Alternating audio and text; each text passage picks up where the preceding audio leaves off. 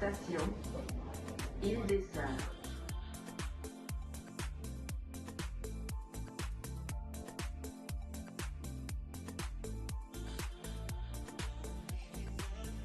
Les portes s'ouvriront sur le côté droit.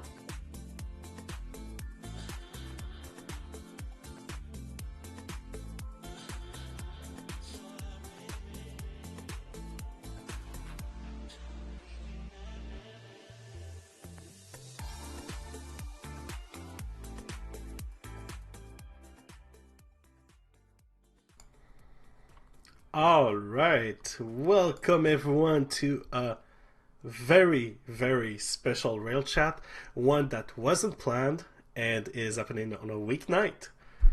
Yeah, I guess there's a first to everything.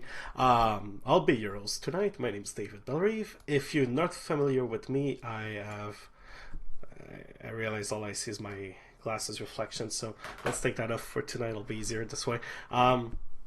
So if you're not familiar with me, obviously I've produced quite a few videos for Rail Friends Canada, and I've been involved in a project for what seems forever, but as actually just a year and a half at this point. So you probably have seen me also in the various rail chats in the past or other videos. So welcome!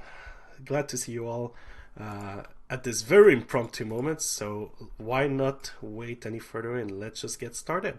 Obviously there's a lot of topics we can talk about, and if you know me for any 2 cents, you know that there's one topic that is really dear to me, and it's the Quebec City Tramway, but we'll keep that conversation for a bit later.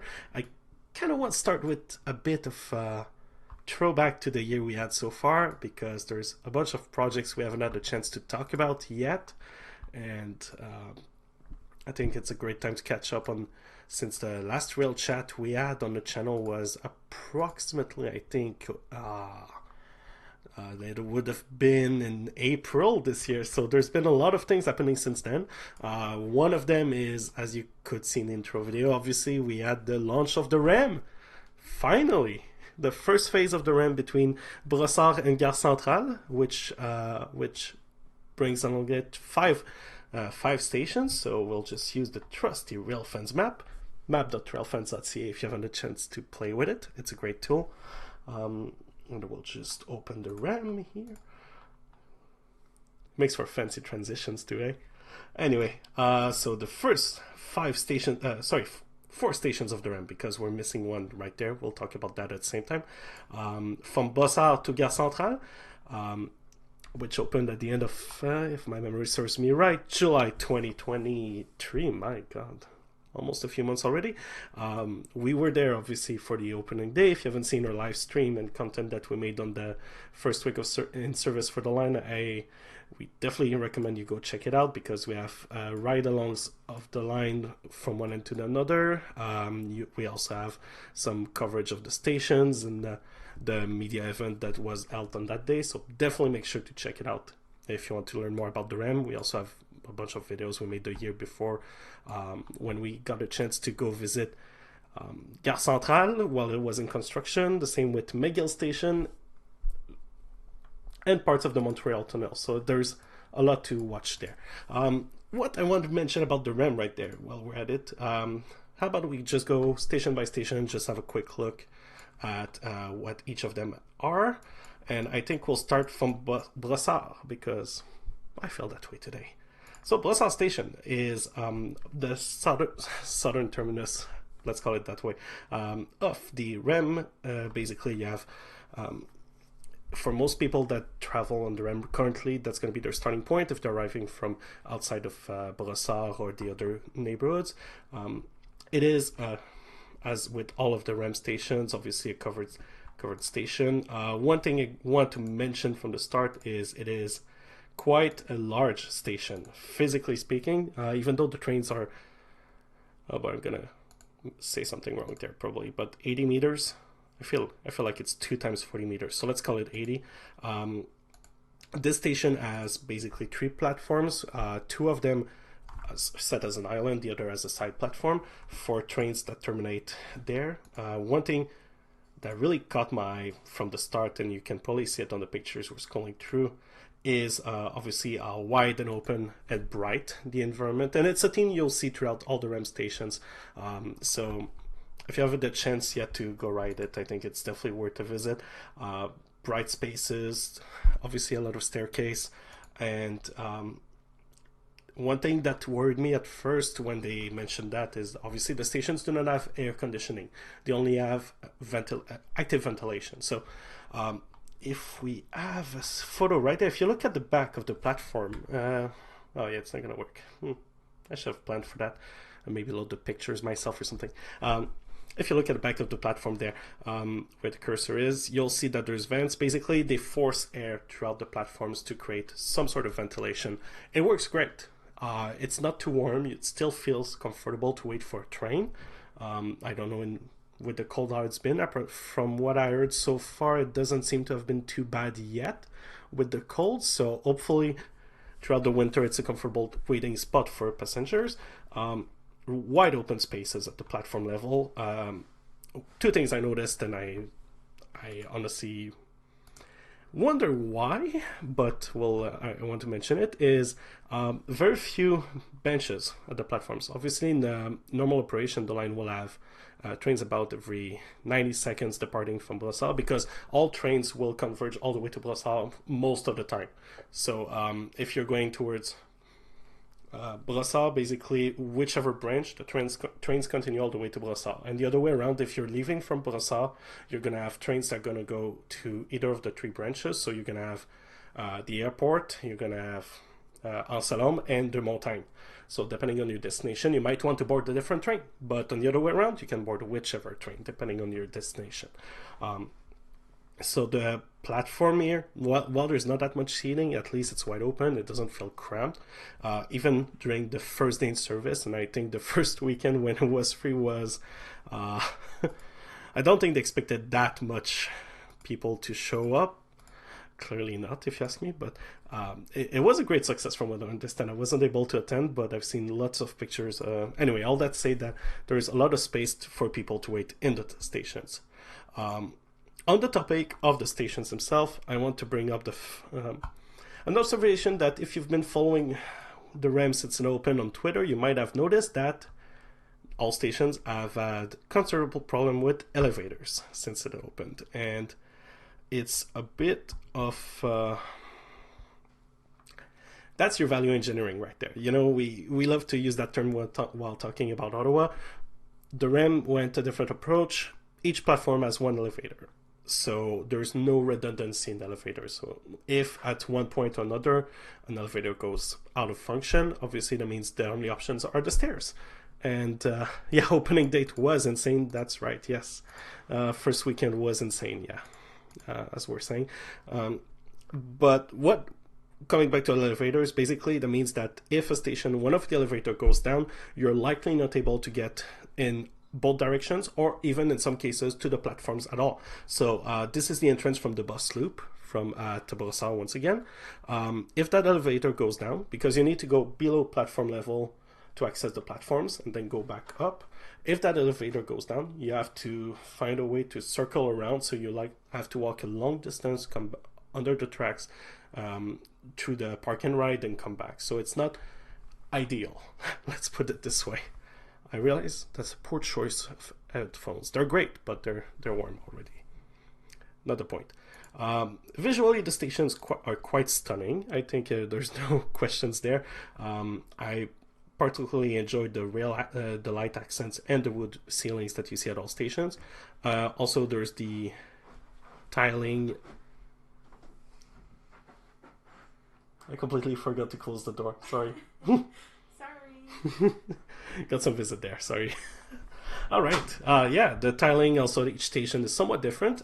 For Brassard, you have the yellow tiles, which are meant to recall the agricultural background of the area. So that used to be some lands used for that. And obviously, you have the tiling throughout the stations, the wood roofs that are used at all stations. So there's visual cues that remain throughout the REM network, but of each station and each region of the network will have different cues. So that's Brassard. I don't want to spend too much time on all the other stations, but du Quartier, quick mention that I love the symmetry of that station for some reason. It's been really visually pleasing for me to look and explore the station. You'll notice again the same tile design. One great thing about Brossard is the fact that you need to go down to platform level. So again, there's still that question about the elevators, if they're out of service. However, the great part about it is that it's accessible from both sides of the highway. So if you're coming from, oh my god, I'm gonna mess up the name, I know it. So if you're coming from Distrant, there's an overpass you can use, either the regular overpass or a pedestrian bridge, and which is something like this. Or if you come from Ecoquartier, oh my god, I'm blanking on the name. On the other side of the highway there, it's Solaria. Why do I have that? Solarini Quartier. There you go. I know what I'm talking about. Can you tell?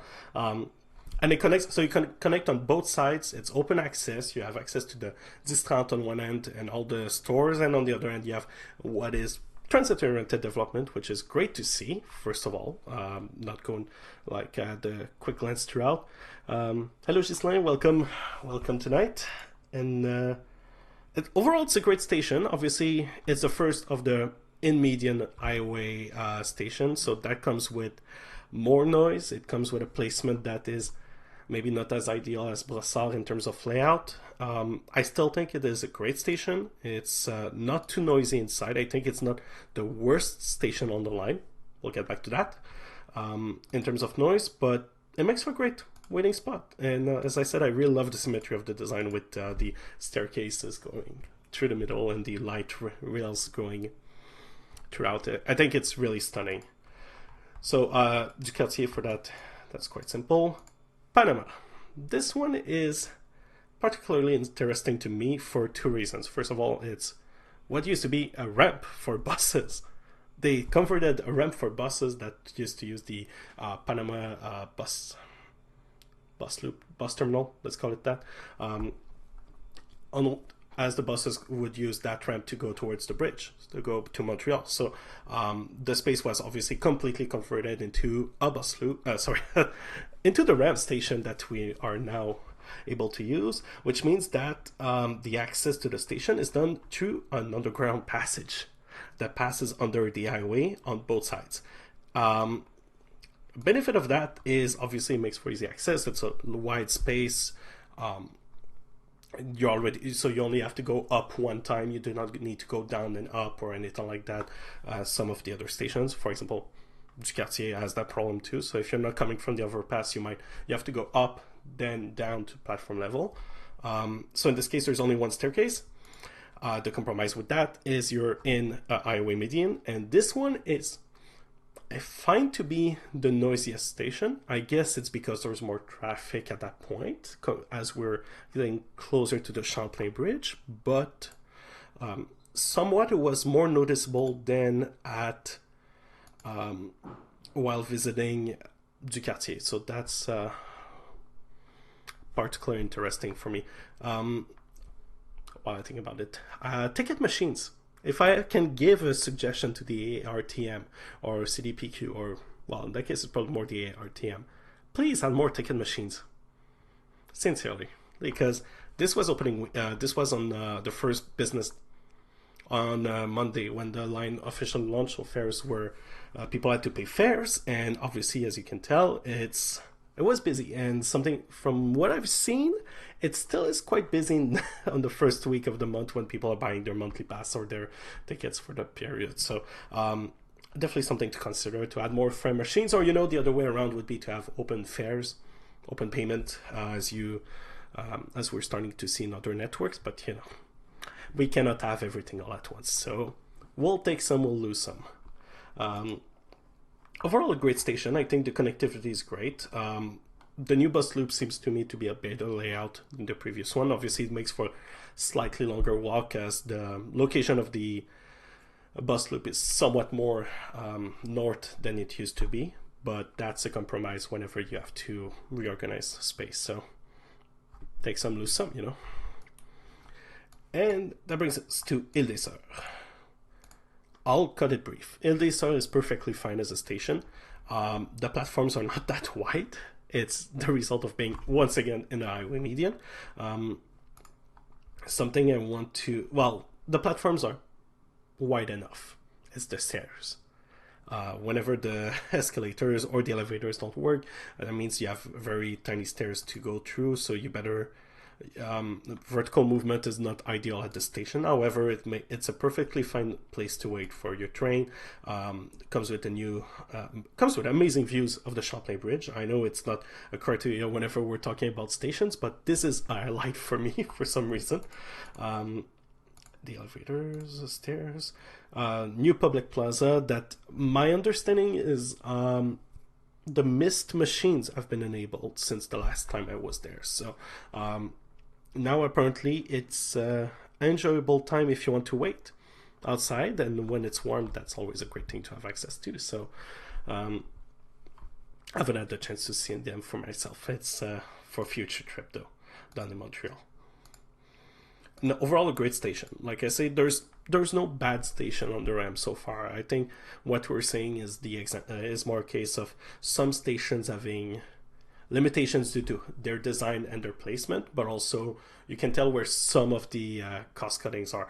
You're right, the stairs are really tiny, and I'm not gonna argue with you on that. It's this picture here, I think the one that really shows it the best is one of the first we have here. So you can tell it's really one by one. If you're coming up to next to if you have someone coming the other way around, you're gonna have to squeeze. So backpacks, when it's like that, it doesn't make for a great time. However, as I say, it's bright. That's already a really good it's already a good starting point. While at it, I mean, the views. We cannot not talk about the REM without talking about the views. They are amazing. Obviously, I think coming from Brossard to Gare Centrale, the views are even better than when you're coming the other way around, but that's because I really like a view of Montreal. No matter the time of day, it's a great view in the morning, in the evening, in the afternoon. If you haven't had the chance to ride the REM, just for that segment, it makes it worth well. So definitely worth your time. Griffintown.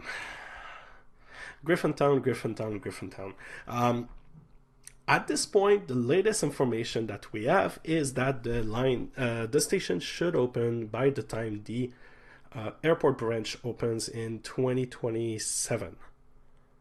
I feel like I'm saying something wrong there, but 2027. So they have cleared some of the land for where the station will be. However, there's no actual work.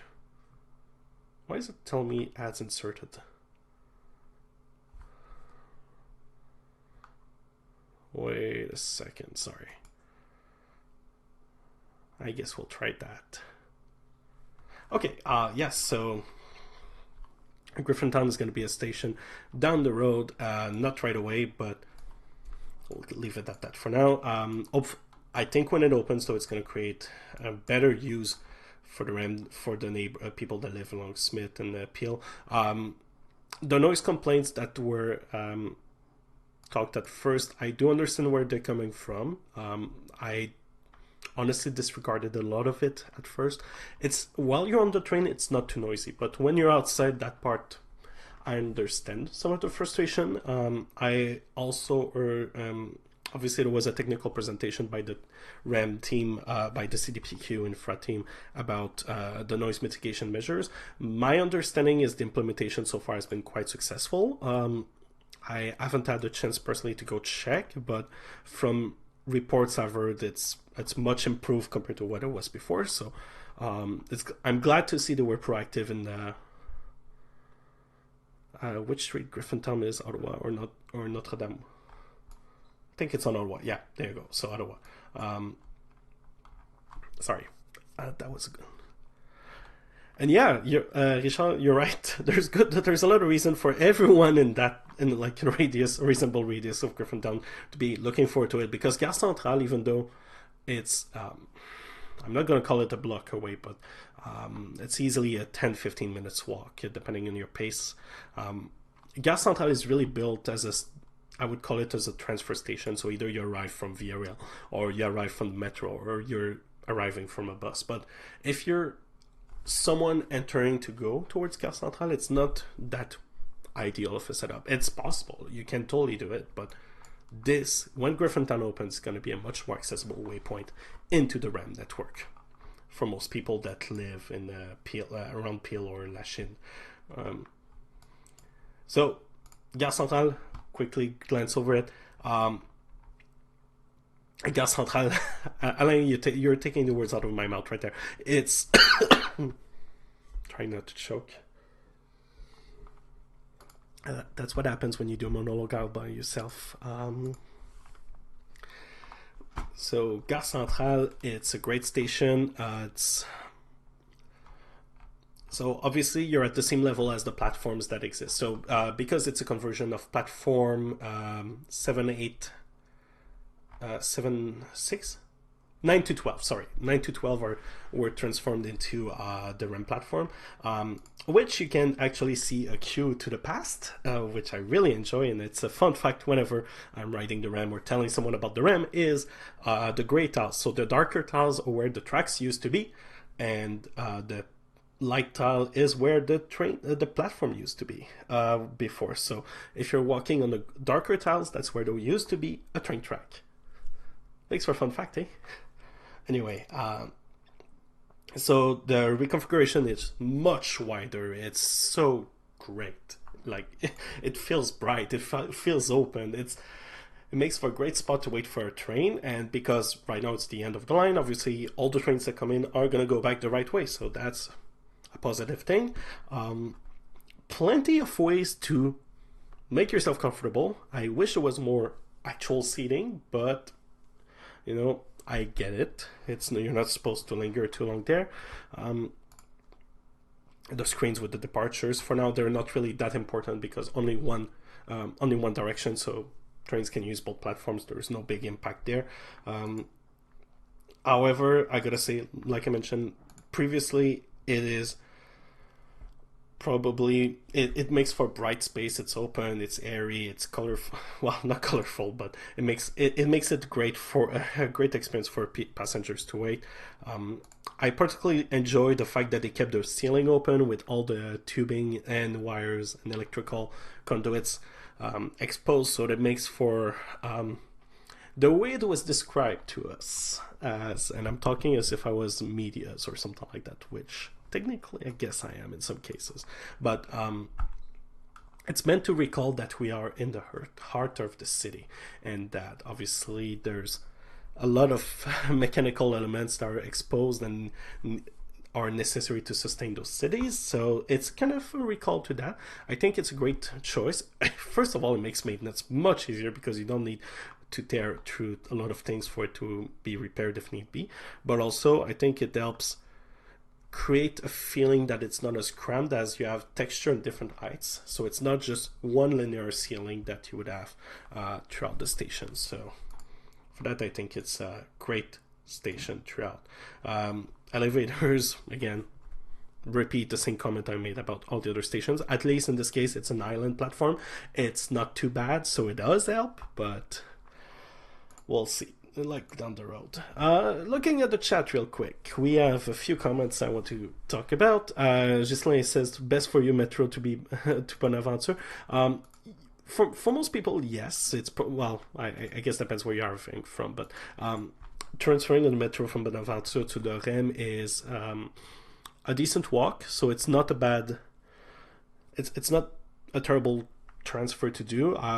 I would say, however, and it's somewhat addressed afterwards, is that when McGill opens, it's going to make for, I think, a much better transfer for a lot of destinations, particularly if you, I think if you look at the map, it makes it really obvious. But Bonaventure and Gare Centrale, if you're dropping off at Gare Centrale, obviously you might want to reach some of the other destinations, so Lucien Lallier, Georges Vanier. So if you want to go to the Centre Bell or anything like that, the Lucien Lallier to Bonaventure to Gare Centrale makes for a bit of a weird experience. You might almost be better off walking outside, I guess, than having to deal with the inside transfer for that. But McGill, on the REM, McGill on the Metro, if you want to access anything on the Green Line afterwards, I think it's a better choice. And I am somewhat curious if it might actually be faster to do as a transfer. Say you want to reach Berry-UQAM, might be faster to do through McGill on the Green Line than to do Gare Centrale to Bonaventure and then reach Berry-UQAM that way. It'll be interesting. It might be even faster if you want to just go on the Orange Line further north. So it's all things that will be definitely worthwhile to explore once the other stations open. Come on, Orange Line to Green Line at Lionel Groulx is a given. I mean, come on. You just need to look at it on a map to know it's the best transfer on the Montreal Metro. I don't think there's any arguing to be made there. It's not terrible, it's very generous. Nix, I mean, not terrible. Yeah, it's probably... you're right, though. Like, Gare Centrale and Bonaventure is not a great transfer experience right now.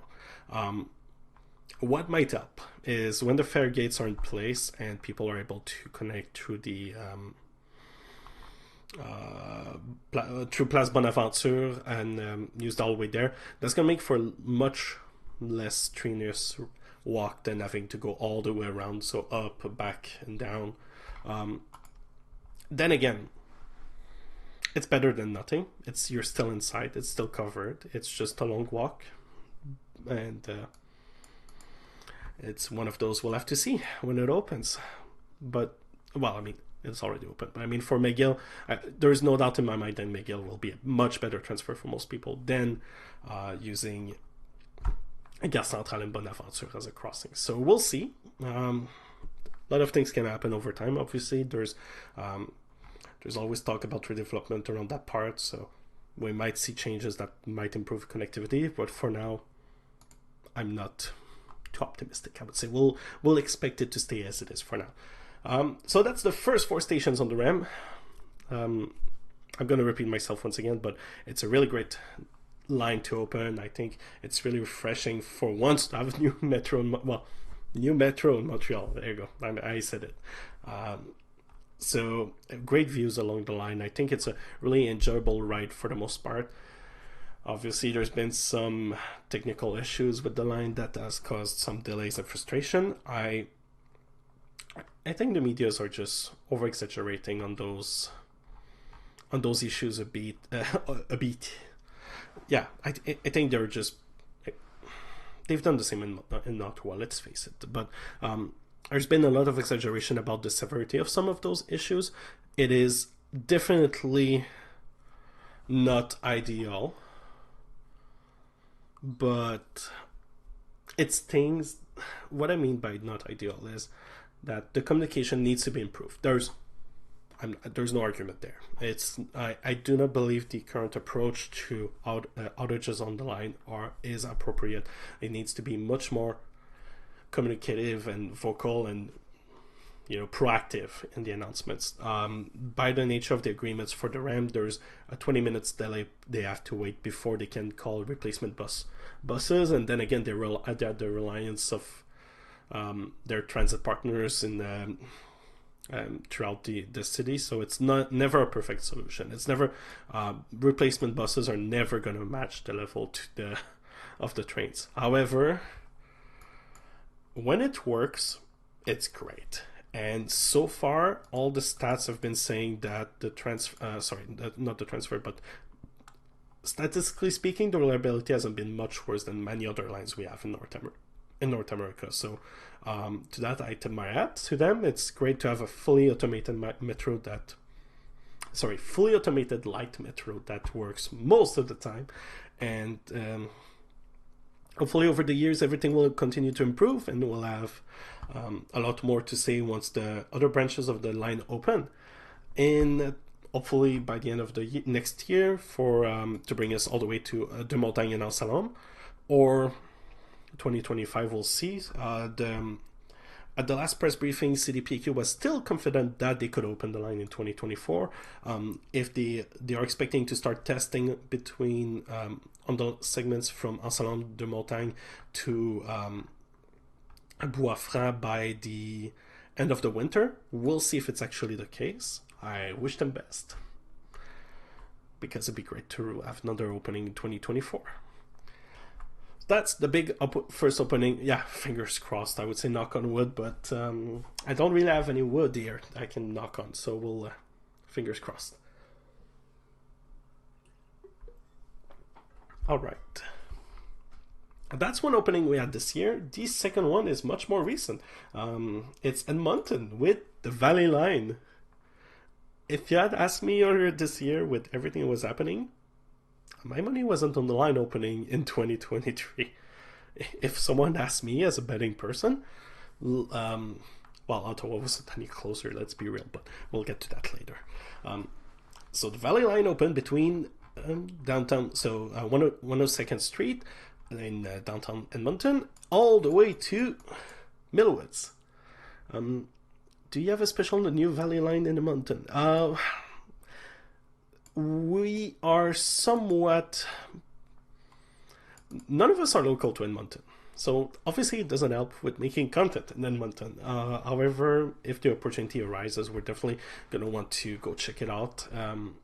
We're not sure when, we're not sure who of us, we're not sure neither what we'll be able to do there, but it's definitely something we'd like if the chance comes along, we'll definitely want to go check it out, because I think so. I'm biased once again. I think it's a great line. I'm quite a fan of the Flexity Freedom rolling stock, so that doesn't help, but to me, it is as close to Quebec City's tramway as we would get. I'll get back to that, because obviously there's a lot of to talk about there, but it's a line that combines basically on street with the dedicated right of way and for the most part priority signaling, as well as some segments that are either tunneled or elevated or underground. So for that, I think it makes it a really great line, and for the price they built it, it's really good for Edmonton, and like tipping my hat off to them. So I really want to go check it out. I'm really curious about it. It's just, finding the time, finding the resources, and so on and so forth. We do not have partners in Western Canada, though. If Rail Fans Canada is a great community. If you haven't had the chance yet to visit our Discord group or website, you'll see that we have a very active Discord community, which is always great to interact with, and we have channels dedicated to most transit networks in Canada, as well as other topics outside of the country. So you're more than welcome to join if you haven't done so yet. And if you're, whether you're in Vancouver or if you are in Edmonton, Calgary, or anywhere else, you're more than welcome to join us and come talk about those projects and many others that are happening throughout Canada. So feel free to do so. Valley Line, the cost, I'm blanking on it. Let me Google it real quick. I think the price tag was 1.8 billion, so cheaper than Ottawa. But realistically, let's not forget it's the Valley Line was supposed to open much earlier than that, so it was supposed to open in 2020. Clearly did not happen as that, but phase one, if I recall, started construction in 2012? 23, yeah, well, okay. Sorry, not 2012. So, sorry.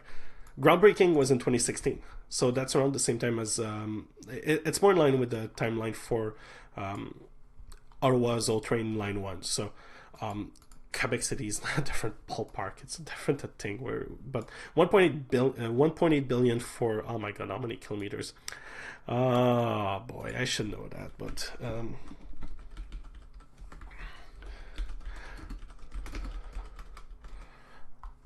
13. So slightly longer than 13 kilometers for the first phase. So slightly longer than Ottawa's Old Train at 12 point something. I don't recall the exact number, but it's Reese being the only guy from Vancouver, I'm pretty sure there's someone else I'm blanking on, but it's definitely something I have to I'm not gonna start naming names here because I feel like I'm gonna be wrong, and I don't like being wrong on those kind of things. Most impressive Tawatina Bridge, yes, it is definitely it is a stunning bridge in the first place, and must make for quite an experience to cross over the. So for those who are not familiar, basically it's the bridge that's located right here. So just between Riatamu Edwards Park and that. So on one end it's a bridge, so you're on the ground level, then you cross the bridge, and on the other end it's a tunnel portal that brings you to Quarters, Churchill, and 102nd Street. So that's where the line transitions from, we would say, outside of downtown Edmonton to Edmonton core. So it's apparently it's a really great view. So I know whenever the chance is there, I'll be more than happy to go check it out. So I think that's a good overview for Edmonton Valley Line. If it were Montreal Metro expansion, it would be 1.8 kilometers for the same price. You're not wrong. And if it was a Quebec Tramway, you'd have 4 kilometers for that price. But I'm getting carried away there. Edmonton's on the North Saskatchewan River. Well, there you go. I should know my geography better than that.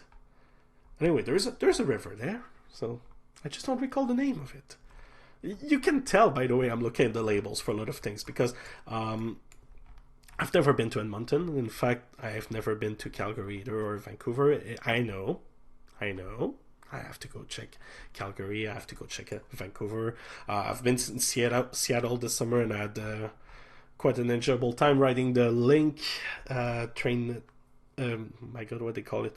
The Link train between the airport and downtown Seattle, using it on a regular basis while I was there. So it's definitely worth a trip. And we didn't have the chance to go to Vancouver at that time, so it's something that I'll fully get a chance to come back anytime soon and check it out. So Montreal, well, we talked about. Tawatina Bridge would be a good plan for the Ottawa to replace the Alexandra Bridge. Yes. If you ask me, Alexandra Bridge should not be replaced with it should be just a rail and active usage bridge. It shouldn't be a car-oriented bridge. Obviously, people are not going to want that. They're going to want it to be for cars mostly, because apparently Ottawa doesn't have enough infrastructure for cars, if you know what I mean. However, if the chance comes, why not build the Gatineau Loop? It's not like it's a crazy plan. Because realistically, if we end up building the loop, it's a logical place where to cross. Obviously, we're not going to get them to cross on Macdonald-Cartier. That's an highway. But if we get them to cross here, just in front of the National Gallery, so Alexandra Bridge for that is really a good place. It wouldn't be too difficult if it's actually built as a transit link first, with active usage in mind, to make it work. But the Gatineau Tramway right now is a bit of a very peculiar case. One thing I feel like is really worth mentioning is, obviously, you might recall earlier this summer, or in September, I believe, there's been a new website for the Gatineau Tramway that launched by the city. And what's particular about this one is that it contains all the studies, and it seems to be relatively forward-looking of a website, even though the project has been plagued with a lot of leadership. That's the word I'm going to use there. Leadership and political issues that the mayor of Gatineau doesn't seem to be too much of a fan of the project, it seems. I'm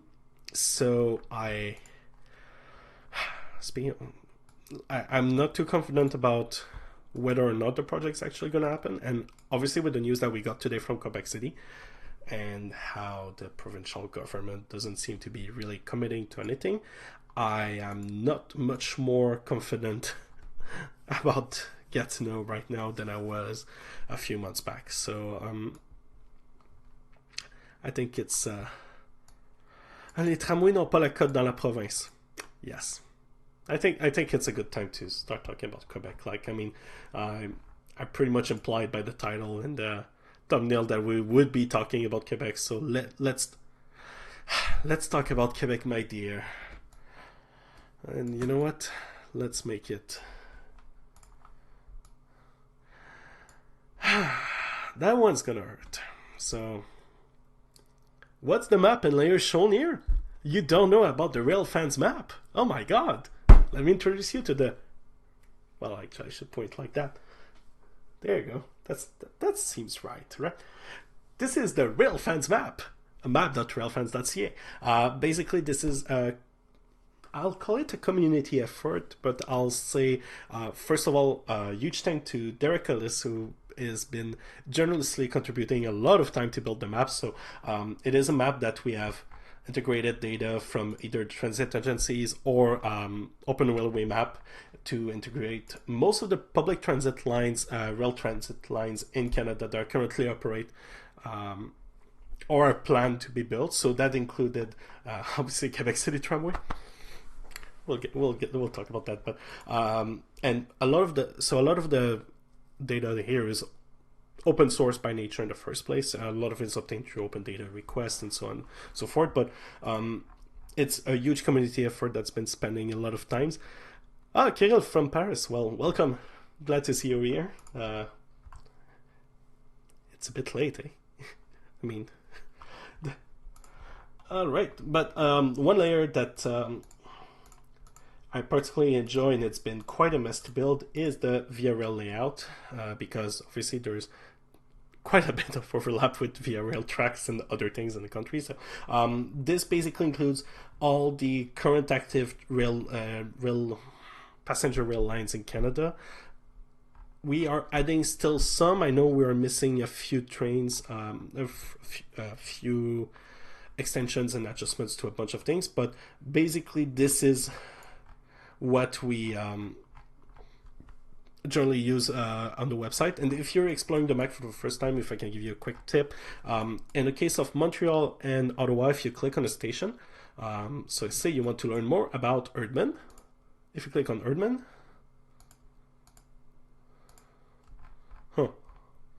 if you click on Erdman, it's loading.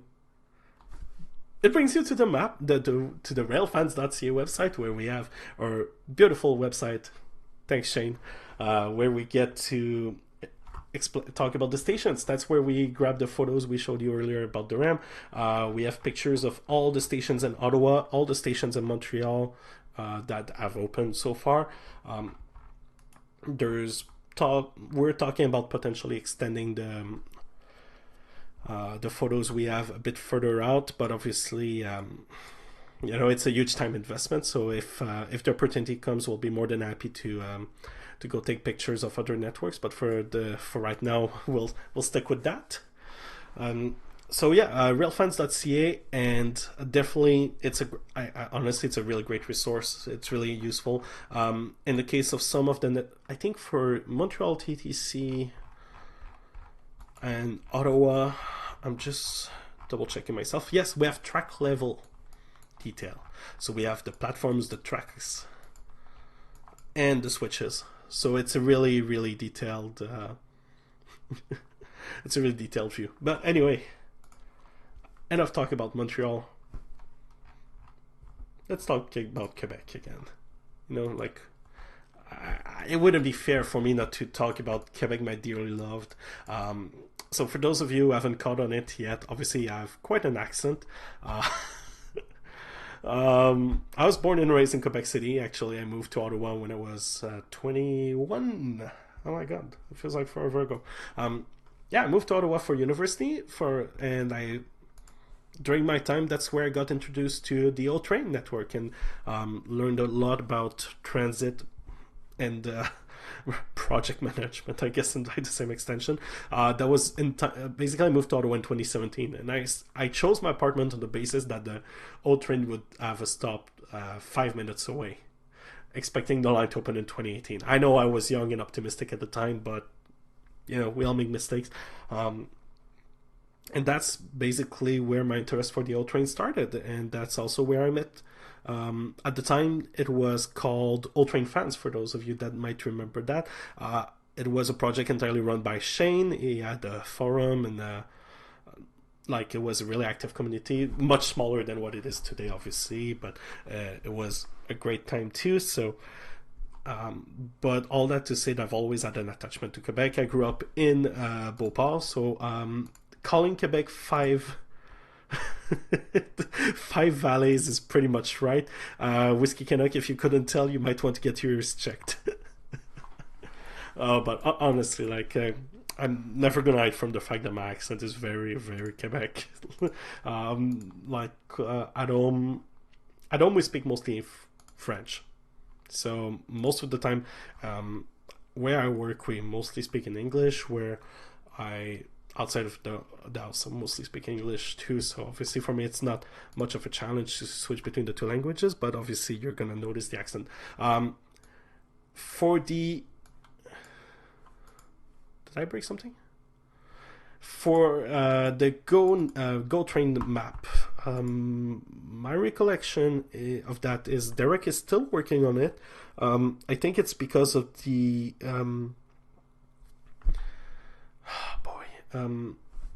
there was a reason why it wasn't published, but I believe it's because it's not a complete set and it's not up to date with all the works that are being done on Go. So it's kind of like a moving target kind of thing. Technically, the data set exists. So there's, for those of you who are more familiar with GitHub than I am, I believe there's a pull for the project that has. I'm just trying to see. I'm not sure exactly, but I'm pretty sure there's a branch of the project that has the Go network in it. But I don't quote me on that. Like I don't want to mislead everyone, but it's. There's a lot of there's a lot of data sets that we are building progressively, and like they're not they exist in the map, they're just not enabled because they're either not detailed enough or not satisfactory. So for example, the VRL one is really low resolution, as you can tell. Like it's not, obviously we don't have track level because it's CN trackage, so we would have to pretty much map the entire CN tracks, but like there's not as much resolution, and I think in the case of Go it was with all the track changes and upgrades, it's not perfect. But you know, the main reason why I wanted to do the RailChat today is talk about Quebec City. So you know, I would be doing justice myself if I wasn't complaining about the news we got today. So let's do a quick summary for those of you that might not be familiar with the Quebec City Tramway project. So the first study for tramway, so Quebec City used to have a tramway back in the 1800s, late 1800s, up to 1947, if I recall. I made a video about that actually on RailFans.ca about the history of the Quebec City Tramway and the plans to bring it again in the modern era. So, you know, if you're looking for something to watch later on, it's a good choice. It's a really great choice. So this was basically what was planned.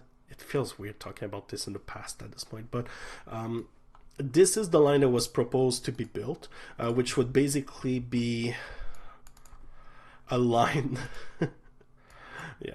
between 6 and 20 kilometers with stations every 400 meters. Today's trams are not what they used to be. Like I think calling them trams is a bit unfair. Like I would call it at grade LRT or something like that, but obviously it's not perfect. It's not, but what I want to mention is it's not the first time Quebec City is talking about building structural transit in their city. So the first study for tramway dates back to 2003. At the time, the plan was costed at, if I recall, $600 million. Oh, inflation, eh? So that was for 2 lines, actually. Let me see if I can find it real quick. I hope you enjoyed the sound of my keyboard, by the way. You know what? Wikipedia is going to come in clutch right there. But it would have been a line of 21 kilometers with stops basically meant to replace the 800 and 801. So Metrobus 800 and 801 are the 2 main bus routes in Quebec City. So they have a shared segment basically going from Well, the terminus technically is Marly, so right there. So you have the line follows pretty much the same alignment as what the tramway plan would have done. So the 800 goes further east towards Corville, so that's the eastern terminus of the 800, and the 801 at Saint-Roch goes up towards Charlebourg, which was the original planned terminus for the metro line, for the tramway line. So that was changed in 2021 because of Legault and cost savings. So the original plan was 21.3 kilometers. It got switched to basically become 18. Also, there was a second tunnel. So thanks Wikipedia right there. But this is the original plan.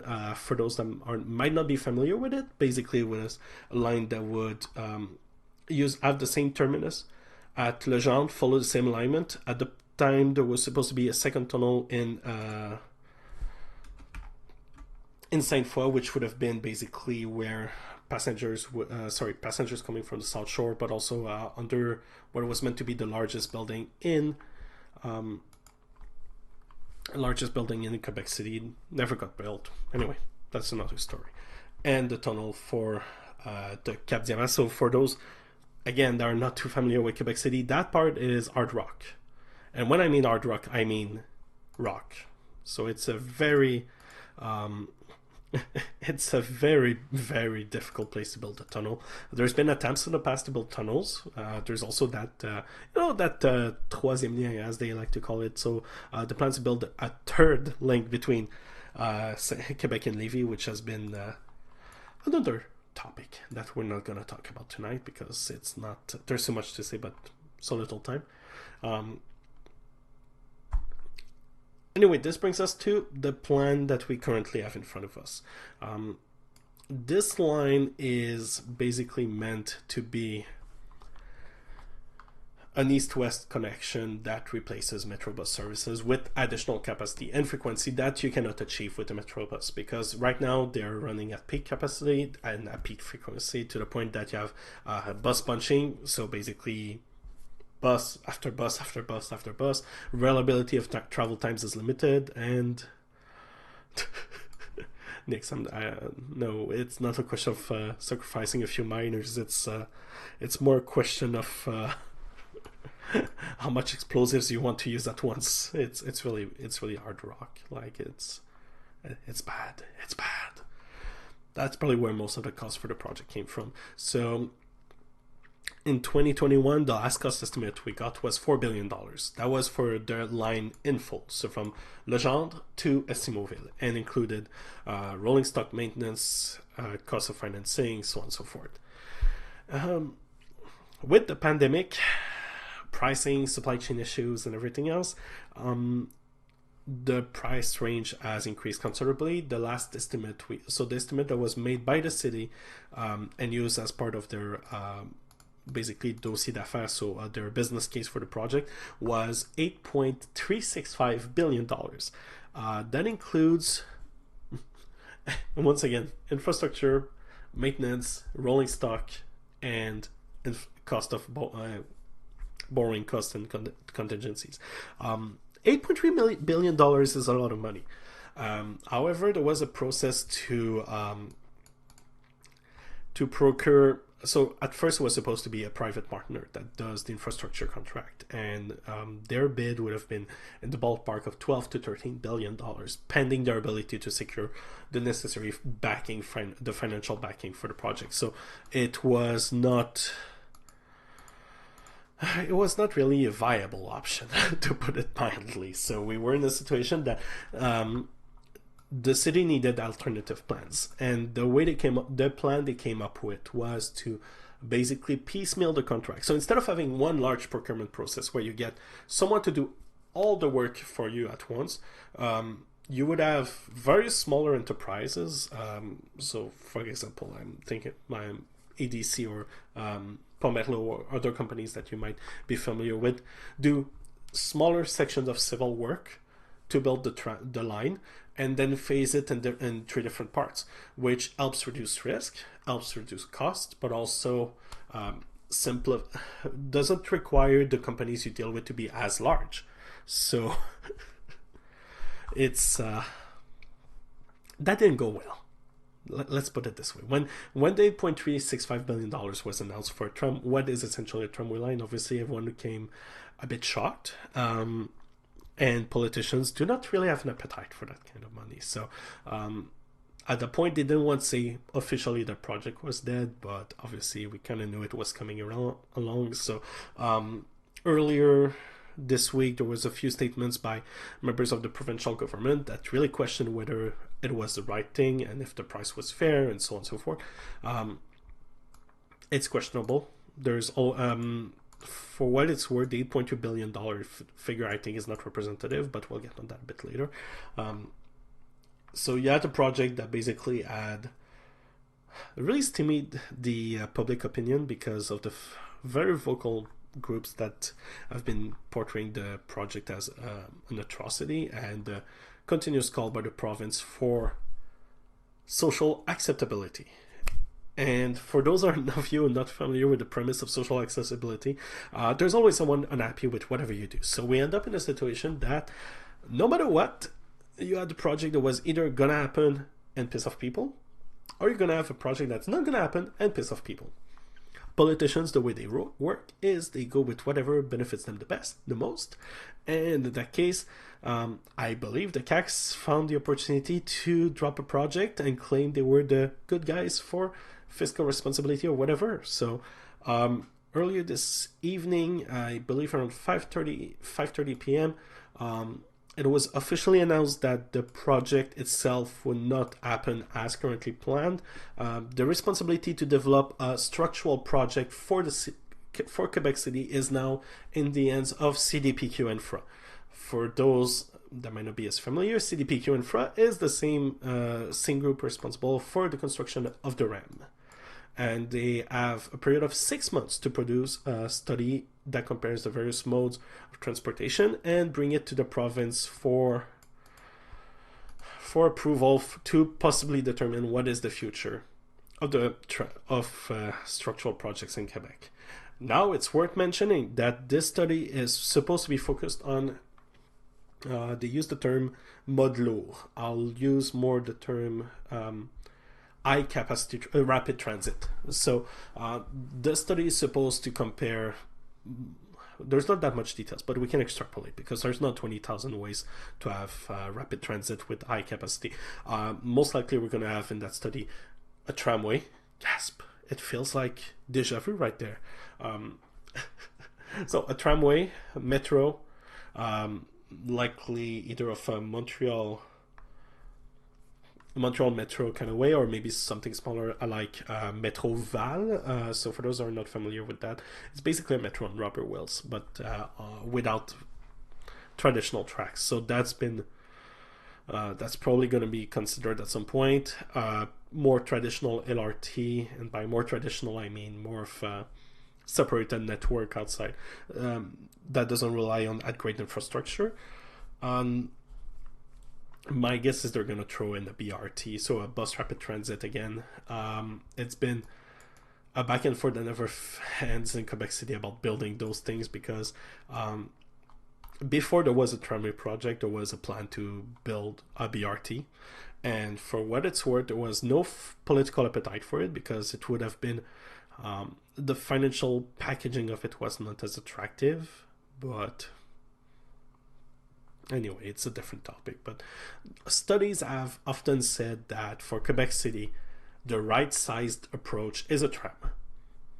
And ideally a tram on the dedicated guideway that is as transit priority measures, because based on the long-term projections for transit in the city, there's no need for more than about 4,000 passenger per hour per direction for the next 40-45 years. That's running a tram every 4 minutes, and it's not far-fetched to run a tram every 4 minutes during peak hours. So it's a combination of all of the above. Oh, please no. Like, what's next? They're gonna tell us to build a gondola? The Ram, I'm looking at you. Why would they look at rubber wheels? It restricts expansion because you can go above ground. I'm just gonna say that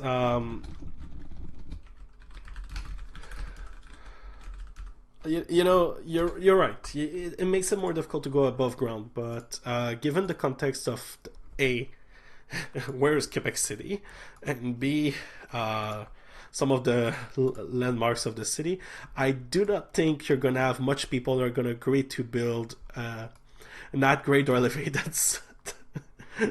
line there through the city. So, because based on the alignment they need to serve right now with the line, you basically end up having to go through most of the historical parts of the city. So I'm trying to find a good city that puts it in perspective, but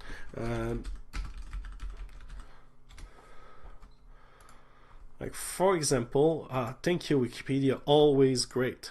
Wait, that's a Montreal one. Oh boy. Never mind. I thought it was. There you go. Wikipedia coming clutch again. But basically, René Lévesque is this kind of street. They're not gonna want a BRT on that.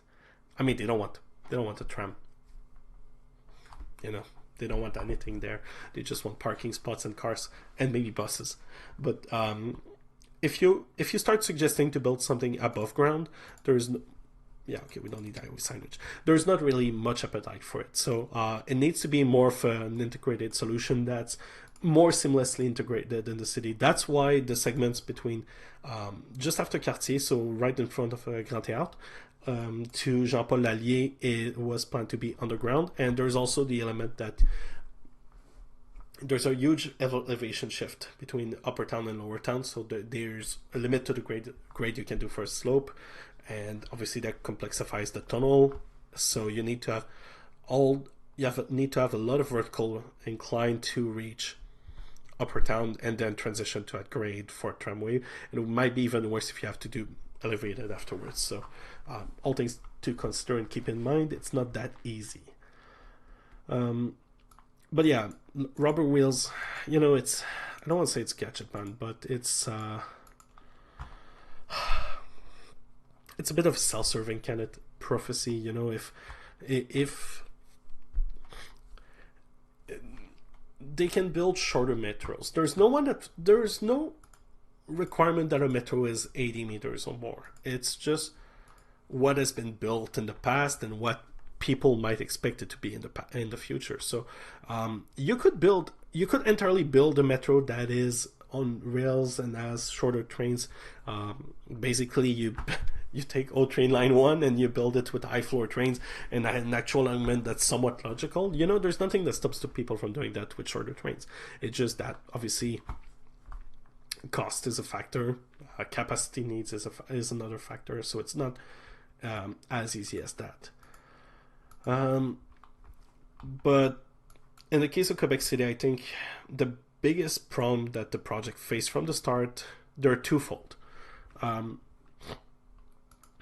In the first place, one of the big problem is popular opinion was against the project from the very start. And you end up in a situation that no matter the kind of, even if you have very strong support on your project, and even if you win elections promising to deliver the project, as did Marchand and Legault in both Legault in 2022 and Marchand in 2021. So you had two elections where people could have voted against the project, and each time they still voted for the party that supported those. And it's not a situation of a project that doesn't make sense. There is a need for a structural project in Quebec City. It's a need that's been there for as long as I can remember. The first study was in 2003, and since then the need has only expanded year after year, and we're in a situation where action is needed, and no matter what, at this point, we're just delaying the inevitable, because what is costing us a lot of time and money in this case is waiting. And as much as I have normally a favorable opinion of CDPQ when it comes to how they delivered the REM and other projects, their approach at other projects, it gets really difficult to support starting over again. And that's my big issue with what happened today. So there's already about $350 million that were spent on early works, so to relocate utilities and prepare the roads to be basically the roads and the sections where the stations would be to be ready to welcome them.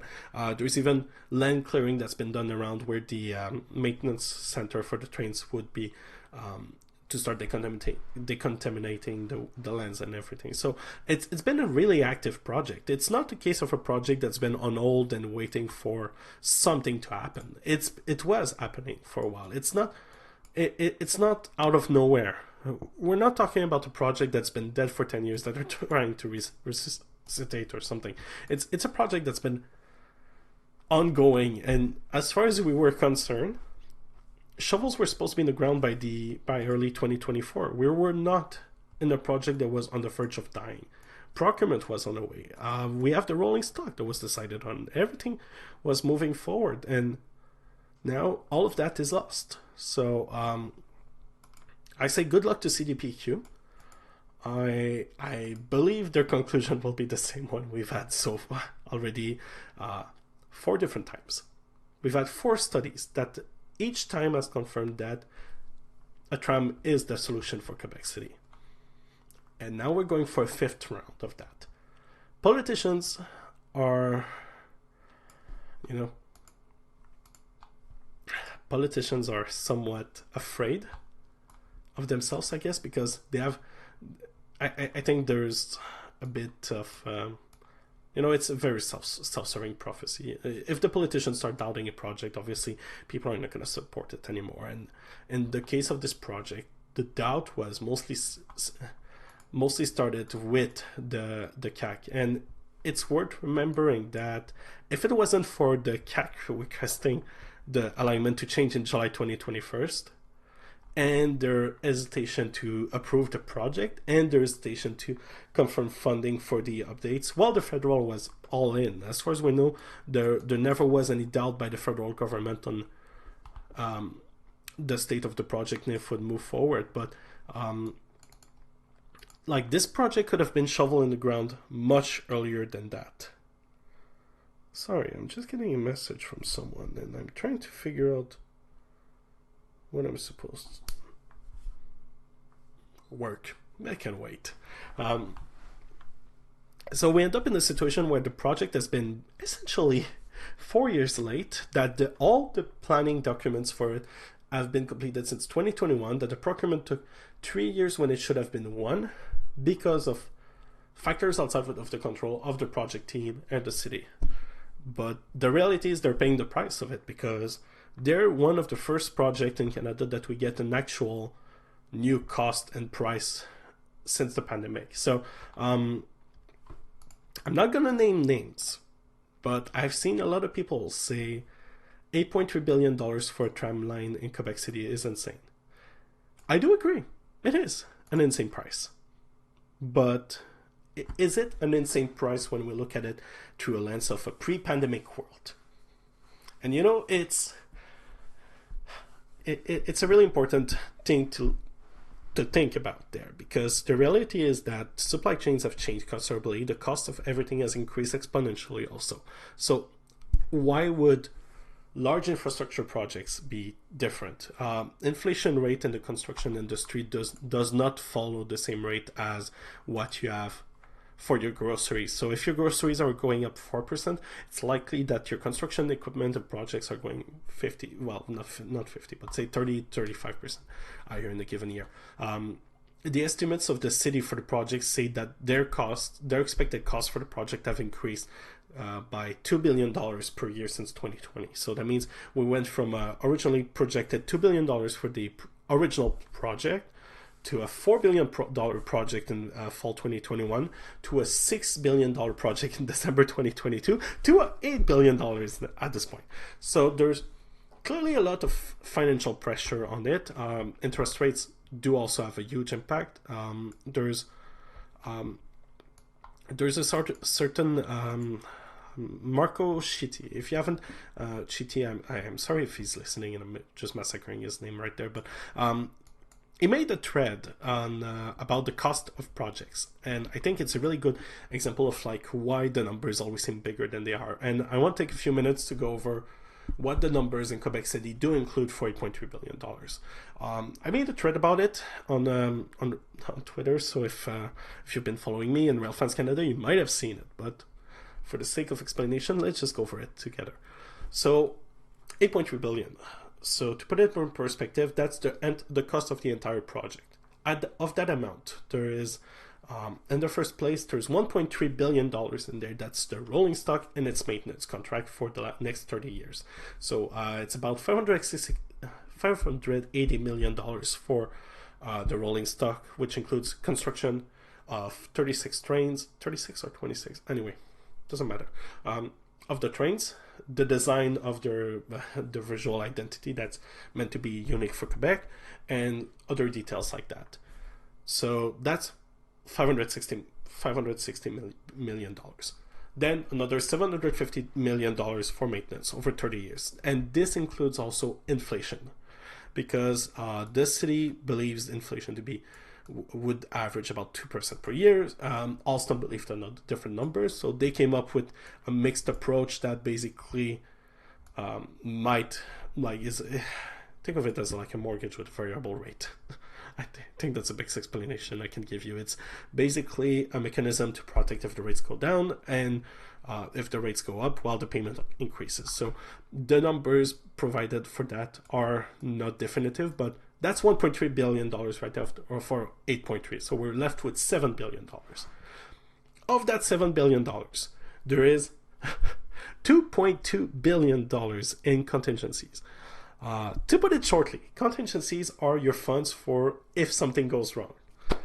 You're most likely gonna need them, because the reality is there's always something that goes wrong, no matter the project. But in the case of the Quebec City Tram, that's 26% of its funds that are put in contingencies of the $8.3 billion we're talking about right there. So that's 26% of your funds that you keep as a rainy day fund for your project, and that's a very proactive approach to obviously help ensure that you're able to deliver the project in the timeline that you expect to do in the first place. So it's a good approach. It's a reasonable thing to do, to plan ahead, and it's always better to prepare for the worst and expect the worst and hope for the best kind of thing. So that's 2.2 billions. So we are down to 4.8 billions for the infrastructure. This is, once again, it's just an extrapolation. Like we don't have the exact breakdown of everything, but that brings us to 4.8. We assume that 4.8 also includes the maintenance for 30 years, because those are life cycle costs. And it's worth pointing out that the life cycle costs are not capital expenditures, they're operational. And in the case of the Quebec City Tramway, they are not to be covered by the city through taxes. They are part of the Réseau de Transport de la Capitale, so basically the transit agency that runs the networks in Quebec, to cover throughout the life cycle costs. I do not have a fair breakdown of what would be the life cycle cost of such a project. I am not an accountant, I am not a project manager, so I'm not placed to give you a number. However, I can say I'm led to believe without a doubt that it probably accounts for, based on what we've seen in Quebec, in Ottawa, for example, with Stage 2 LRT, I believe it's about 25% of the total contract cost. So, of the infrastructure cost, I should say. So, of that 4.8 billion, it's very likely that there's 1 billion right there that is already for maintenance of the line. So that brings us to maybe 3.8 for the line. So you see the number? If we break down the number, it's not maybe as bad as it seems when you say it's $8.3 billion. The problem is, politicians don't like to make things complicated, and medias don't like to report complicated things. So it's very likely that in this case, the number we got was the easy one to give. And it's abnormal to be much higher than in other developed countries. You're right. The figure itself is very high. I'm not even going to argue with that, because I know there's been a lot of criticism about the price, but at the end of the day, we're facing I believe, two issues. We're facing it's a situation of where when you don't do something often, it's more expensive to start doing it. In the case of Montreal infrastructure projects, I don't know if people have noticed, but other than the REM, there hasn't been much happening in Montreal in terms of transit, for at least rail transit, I should say. There's the SRB that they opened a few months back, but we end up in the situation that we have to start our knowledge from scratch. So there's a starting cost, there's a building cost, there's in this case, there's particularly high interest cost also that apply, because we have to account for the financing cost of the project, which is done through the projection. So all the estimates include the financing cost. Normally include the financing costs, I should say. They include the contingencies, they include the maintenance, they include the capital expenditure, and they account for the fact that dollars are not spent all at once. So it's not you're not giving a check for $8.4 billion right there, right away. You're spending it over multiple years. So there's also inflationary pressure that's going to apply there. And like, do you use 2%, do you use 3%? All of that makes a difference. So you end up in a situation where price tags might not be entirely representative, especially in the case of a project like this one, where we get one number that the breakdown is not very much given to us in the first place. And I've made, on behalf of Rail France Canada, I've made a request to obtain a copy of the business case that was deposited by the city to the province. I expect to get a blacked out document that doesn't have any of the calculation and reasoning behind the calculations, because it'll be seen as competitive information. Maybe it'll be a bit different now that the project has been canned, but I am really curious to see what was the breakdown of the costs, because if the infrastructure cost is actually 4.8 minus other things too, there's a lot of questions to be had there. And you're right, yes, in other countries too, stated costs include everything from paperwork to trains and financing. You're right. However, I would argue it's maybe not exactly the the best way to look at the cost of transit projects, because on the other end, I'm going to use a term that I really don't like, but they are non-accounting related measures. In this case, there's an opportunity cost of not doing anything. There's a time benefit cost that we're also skipping right there. And even if we wait one more year to build it, that's more inflation for us. At the end of the day, there needs to be something done. It's not a case that we can just deal with the status quo, because the longer we wait in the case of Quebec City for the status quo, the less. Well, first of all, say the CDPQ comes back in May next year and say, you know what, a tramway is the right option. Then what? Will the government just give a blank check? Will the government expect CDPQ to find a way to make a viable business case out of it that is profitable for themselves?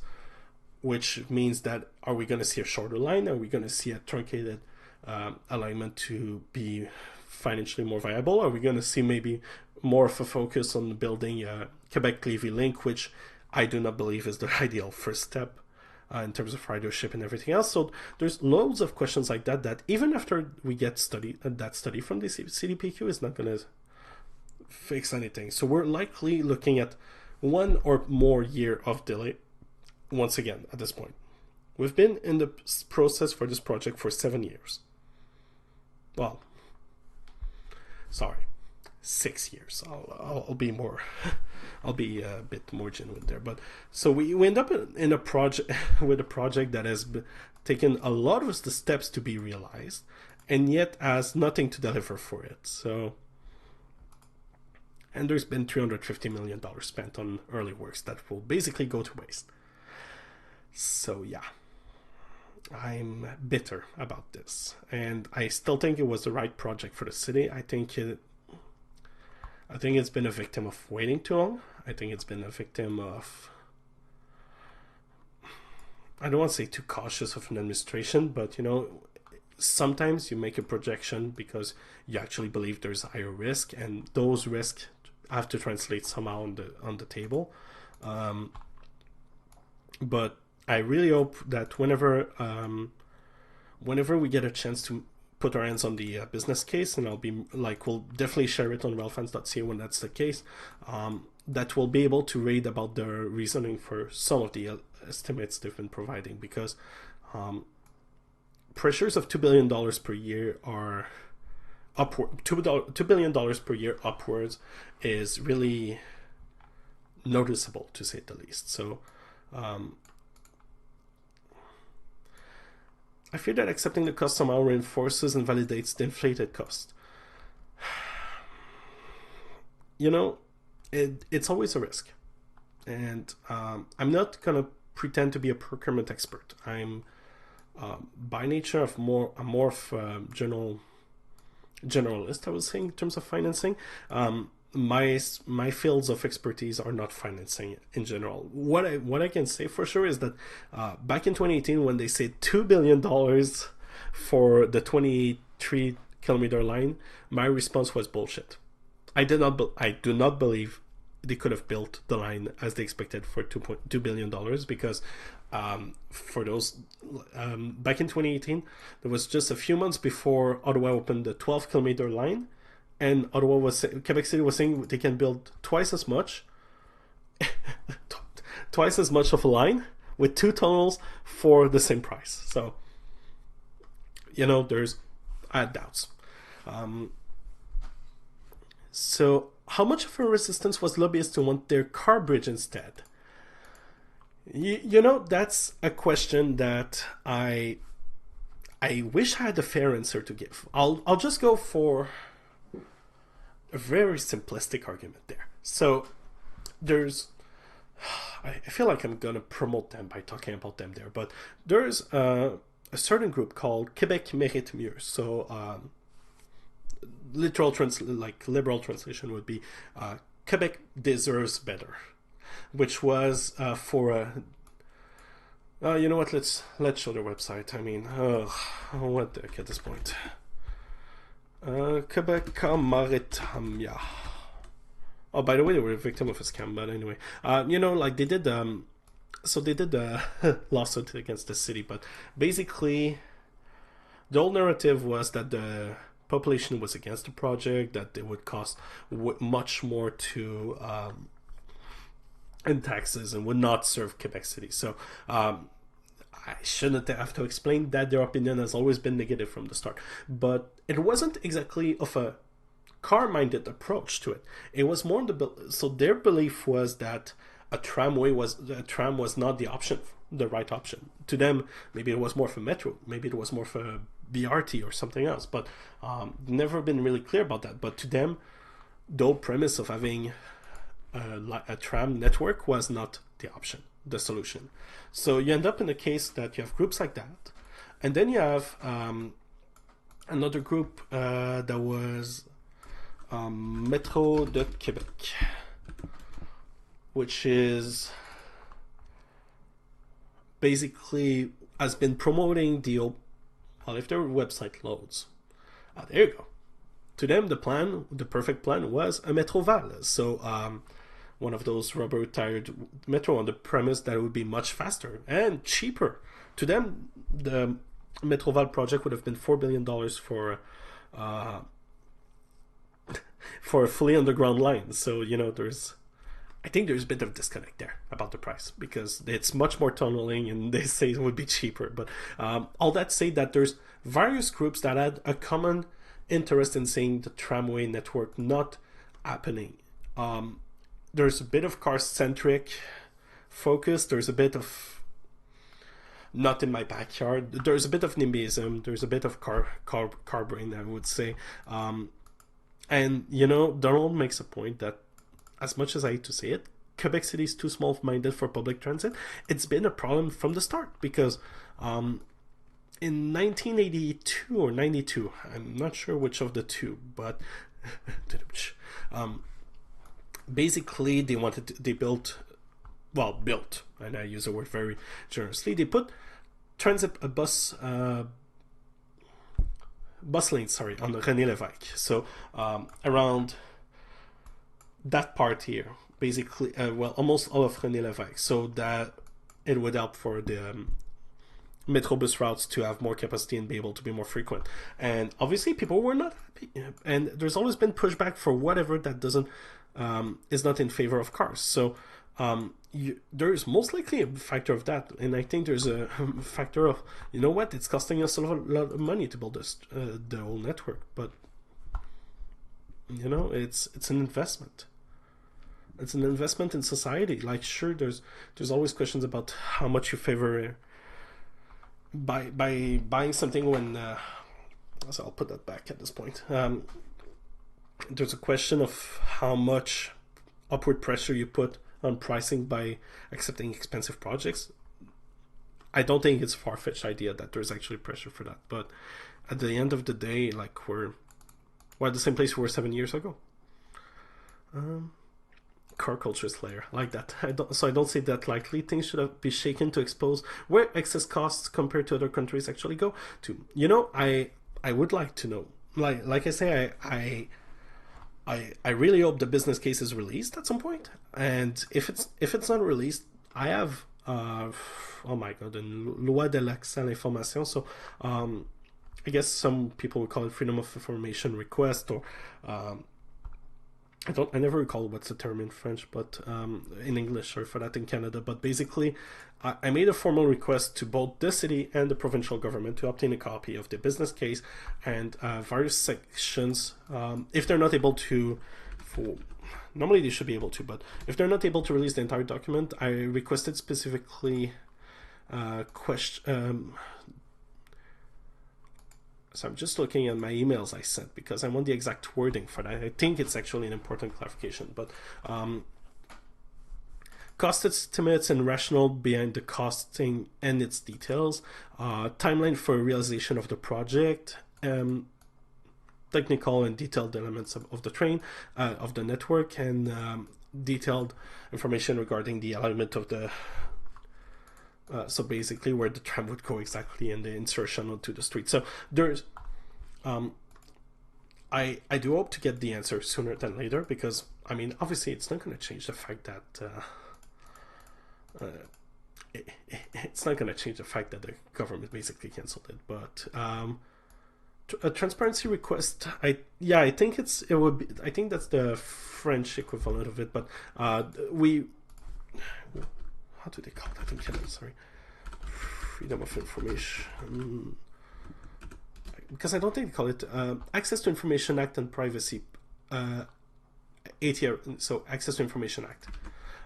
It's likely it will be redacted, because whenever there's costing elements that might be, the word they use is competitive advantage, and you know, make what you want out of it. It's very likely a lot of it will be redacted, but.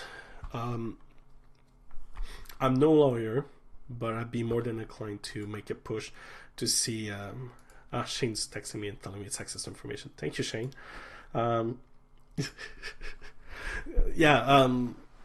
more than inclined to want to push forward and like get more details about that, because I don't want to say there's something fishy, but you know, there must be a rationale somewhere, and I doubt the rationale makes entirely the sense I want to. Might not make as much sense as it seems to me, because it was in a press point on Tuesday or Monday, I believe, that Quebec City's mayor, so Bruno Marchand, basically said that their cost estimate for the project was higher than the one they would get from third parties assessing the same project. What we don't know is by how much, and what we don't know is this business case will self-destruct in 5 minutes. Something tells me there's a bunch of shredders going around in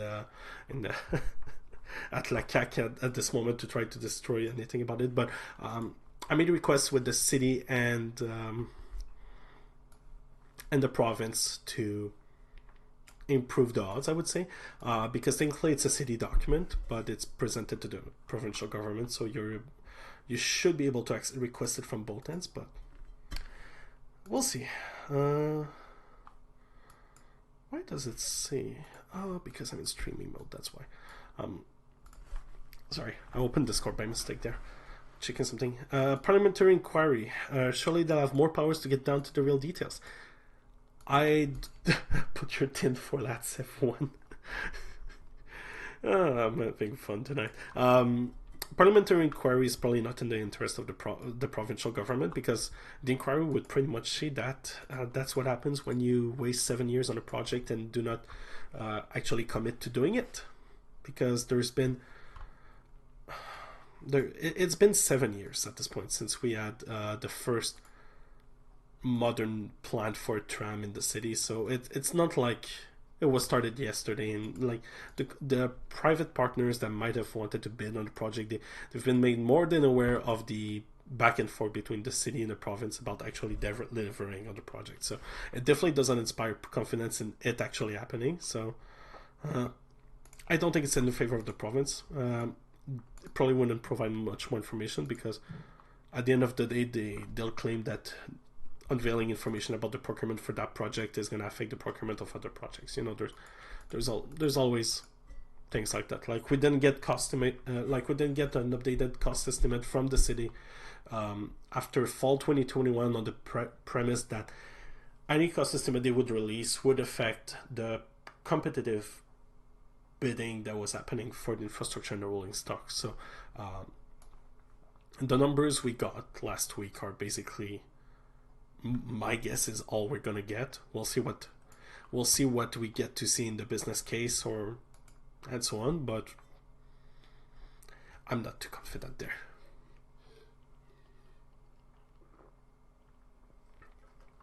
All right. We might. Do I have something else I wanted to say about Quebec City?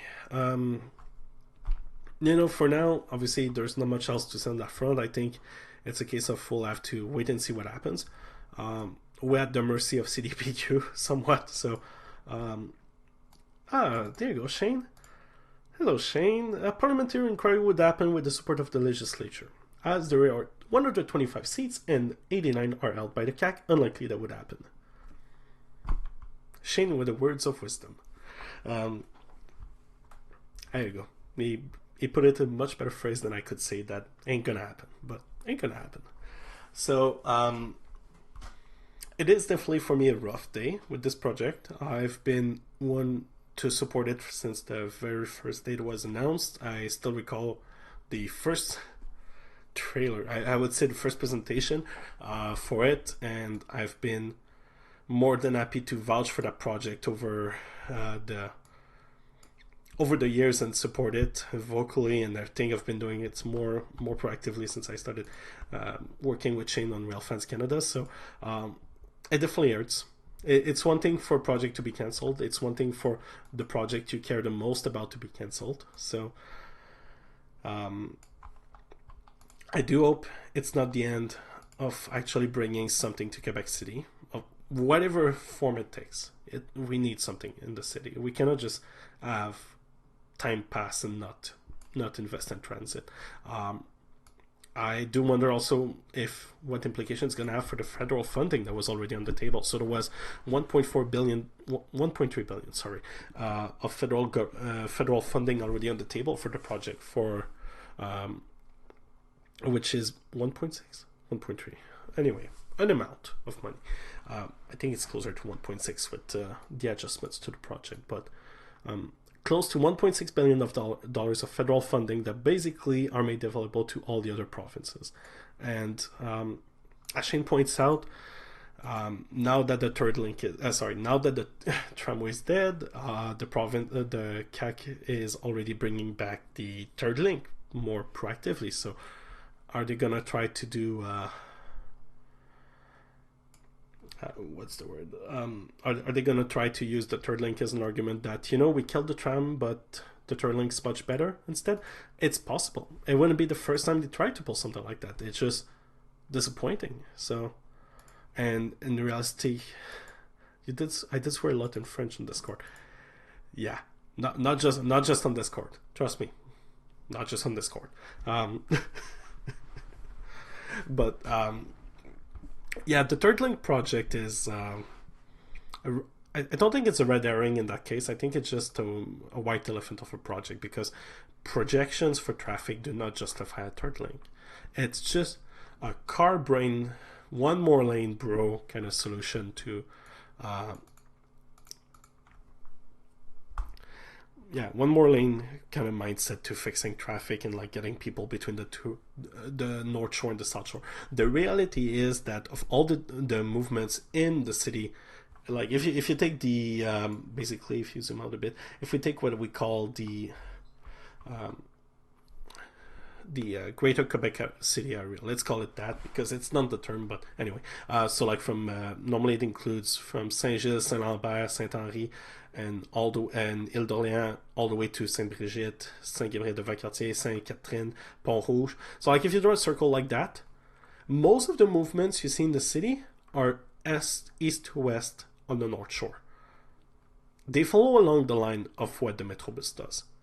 So that's where, if you need to create additional transit capacity, that's where you want to target your efforts because that's where people go. That's where people go from. Like this, in comparison, does not even represent 15% of all the movements. Like if you take the movements between the South Shore and the North Shore, they're, I don't want to say marginal, but they're not as significant of an amount. And obviously, even if you build the third link, you're like, even if it's there, like if you put it in the old city and everything like that, it's going to serve a certain group of the population, but it's not going to be benefiting as much people. So anyway, I think the old premise for the third link is pointless, but you know, it's popular with politicians because the population of the city, population of Lévis, and populations are outside of the city core of Quebec do see it as a valuable project. So, Kirill with another question: isn't there a kind of public accounts or finance bureau council of auditors in Canada to analyze where slippage in costs occurs? So there is auditing. There is the reports from general auditors for a bunch of projects and cities and organization. In a project like this, because it's not actually a project being delivered on, I do not believe it would be subject to that. Again, I'm not an accountant. I'm not a specialist in provincial accounting, so I would not be able to say without a doubt. But and as I say, you know, there's very strict accounting standards are relatively strict in the sense of how they're done and what needs to be accounted for. It doesn't mean it doesn't change that the city itself is free to see a certain amount of risk that others might not see in the project, and they're free to see additional difficulties that might not be foreseen elsewhere, either like the example I used in this interest cost, because it's an easy one to talk about, but interest cost going 3% down or up can change the projection for a project considerably. So it's I'm not saying that the accounting for the project is off. I'm just saying that some risk calculations are most likely way more conservative and risk averse than you would see on other projects in the country. We'll see though. Like maybe we'll get the numbers and people will say, you know what, you're even underestimating it at this point. It's hard to say. That's why like I really want to see them, but there is no guarantee we'll see it. Wow, we've been live for almost an hour 45. You know what? I think this might be a good point to end. I just want to see if there's something else I wanted to talk about that I'm completely forgetting about. Shane, do you have any words of wisdom you want to add in the chat before we end the stream? Or sorry, I'm just checking railfans.ca. If you haven't done so, you might want to check railfans.ca. Hey, there you go. Branding. No, sorry. Merchandising. On railfans.ca, you can explore the website and all our pages about the O Train in Ottawa, the Montreal Metro, the REM, and some other projects throughout the and including Quebec City Tramway. We had a few. I was building a few articles about that. I don't think it's going to be necessary anymore. Scarborough RT. Hey, that's the one we didn't talk about. Scarborough RT. It's a shame. It was. I mean, we knew it was closing. I still think it's sad thing we lost this line, and I, you know, I'm not gonna be the most nostalgic about this one because I did not. The first time I rode the line was in June, and it's kind of lucky timing because I was going to Chicago on that weekend, and I had the chance to ride the line. Like I took the afternoon and went for a ride on it, and it's a great line. It's noisy as hell. It vibrates. It's not a comfortable ride, but you know, it was like no matter what happens, it's always sad to lose a line of like a rapid transit line. And the new plan, obviously, if for those who are not aware, the line itself will not. So it's being dismantled. It's going to be turned into a BRT to support transit during the construction of the Scarborough subway extension. And if you look at the map, you can see that they're not going to serve exactly the same things. So it's not as simple as saying one is better than the other. It's just like one is going to be an actual metro subway line that's going to be modern and mostly reliable, versus basically what is SkyTrain, a first generation SkyTrain line that is noisy and problematic. So make what you want out of it. Regardless, it's always sad to lose a line with such heritage, and I'm glad they got the chance. They were able to do a one last ride opportunity for people in Toronto, because I would have liked to attend, but it was terrible timing for this. So time for an argument. Did the Scarborough RT go out with a bang or a whimper? You know, I'm not gonna go with the argument side of it. I'm gonna go with the joke. It went for a kerflunk kind of thing. Because what I want to say by what I mean by that is that for those not in the know, well, that might not be familiar with what happened there, but basically there was a derailment in July. I think July, end of July, 2023, and the line was basically closed permanently afterwards. There was no expectation that it would do repairs, which was what happened, but it kind of went with a bang, but not the kind of bang that we want to think about. Like I was honestly expecting would be like there'd be a big closing ceremony in October, and like it would be everyone going to Toronto to, you know, see the line one last time and like try to do coverage of it. So like in my mind I was riding the line for the first time and just exploring it, and I didn't. In my mind, I was expecting to come back in October and ride it again, but that's not what happened. So it's really weird in that sense. And you're right. If you had infill stations on this Studfield line, you're right. You could address the gap in service there. Obviously, doesn't mean they'll do it, but it's an option there. So anyway, I'm pretty sure that should be where we close out with. It went out with a clunk. I mean, what's the sound of a derailment? I mean, is it a clunk? Is it a rumbling? It's hard to say. So I think a clonk, a bonk, not a bang per se, but anyway, Stouffville. Whoops. You know, when you put two F's in the word, the general expectation is you pronounce them, but that's not a point anyway. So on this grammatical correction of mine, Stouffville, there you go, just so I'm on the record as saying it properly.